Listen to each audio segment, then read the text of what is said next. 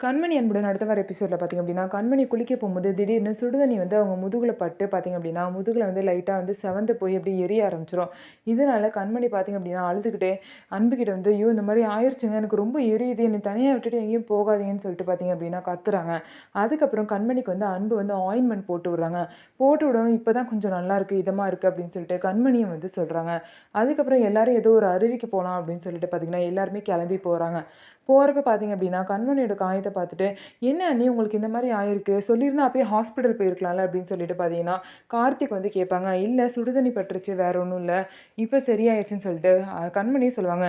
என்னமோ ரொம்ப அக்கறை இருக்கும்போது பார்த்தீங்க அப்படின்னா, வெண்ணிலா வந்து இந்த மாரி சொல்லுவாங்க கண்மணிகிட்ட. "என்ன கண்மணி இத என்கிட்ட நீ சொல்லவே இல்ல, மறைச்சுட்ட.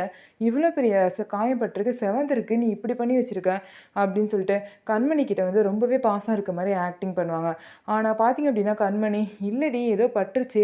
ஆனா நீ தானே உன் பாத்ரூம்ல ஹீட்டர் ஒர்க் ஆகலன்னு சொல்லிட்டு இங்க வந்து குளிக்க வந்த. நீ குளிச்சிருந்தா உன் மேல பட்டுருக்கும். நல்ல வேளை படல" அப்படின்னு சொல்லிட்டு கண்மணி சொல்லுவாங்க. இதுலேருந்து என்ன தெரியுது அப்படின்னா, வெண்ணிலா வந்து ஹீட்டர வந்து ஏதோ ஒண்ணு ஆன் பண்ணிவிட்டு போயிருக்கணும். அதனால தான் கண்மணி தொறந்தோனே சுடுதண்ணி வந்திருக்கணும். அவங்க பிளான் பண்ணி கண்மணிக்கு இந்த மாரி ஆகணும் அப்படின்னு வச்சுட்டு, அங்கருந்து டைம் ஆயிரும் அப்படின்னு சொல்லிட்டு அங்கருந்து கிளம்பிடுறாங்க. அதுக்கப்புறம் கண்மணி போய் பார்த்தீங்க அப்படின்னா, அதில மாட்டிக்கிட்டு சுடுதண்ணி நல்லா காயமும் பட்டுருச்சு. ஸோ இந்த விஷயம் வெண்ணிலா தான் பண்ணியிருக்காங்க அப்படிங்கிற விஷயம் மட்டும் அன்புக்கு தெரிய வந்தா, வெண்ணிலாவ சும்மாவே அன்பு விட மாட்டாங்க.